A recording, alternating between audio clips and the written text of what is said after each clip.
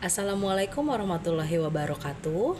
Kembali lagi di channel Yani, channel yang membahas seputar pemakaman di TPU DKI Jakarta. Untuk kali ini sessionnya kita membahas terkait perpanjangan surat izin penggunaan tanah makam atau surat IPTM yang berlaku satu periode 3 tahun. Oke, langsung aja. Apa saja syaratnya, bagaimana alurnya dan prosesnya. Untuk kali ini saya menjelaskan terkait syarat-syarat yang harus dilengkapi. Untuk perpanjangan ada 2 poin utama yang harus disiapkan. Yang pertama adalah surat izin penggunaan tanah makam yang terakhir yang akan diperpanjang dan KTP ahli waris. Ahli waris di sini dalam artian KTP nama terlampir di surat. Jadi misalnya si Pulan punya anak 2 tapi yang terlampir anak pertama atau anak keduanya, salah satunya saja yang terlampir di surat. Jadi tidak perlu melampirkan dua-duanya si ahli waris, seperti itu ya. Dan selanjutnya perlu nggak pakai materai. Kalau ada perubahan nama itu menggunakan materai 1 yang 10.000 disiapkan untuk mengisi formulir pergantian ahli waris.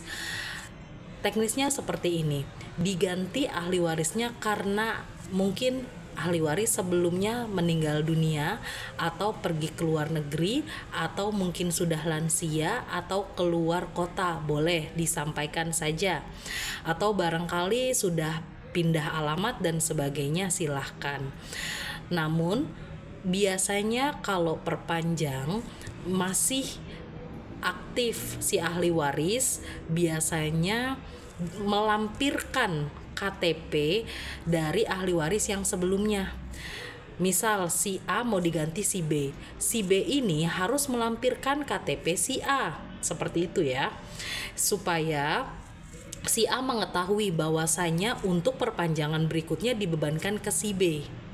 Oke, paham ya sampai sini. Lalu terkait masa jeda waktunya dari PTSP, pelayanan terpadu satu pintu Kelurahan DKI Jakarta biasanya memberikan batas tenggang waktu 3 bulan. Jadi 3 bulan sebelum masa berlaku habis sudah bisa diproses dan 3 bulan setelah masa berlaku selesai itu bisa diproses. Misalnya saat ini bulan September, jadi bulan Juli sudah bisa diproses, Juli, Agustus, September itu sudah bisa proses, atau setelah September, Oktober, November, Desember terakhir diproses, seperti itu ya.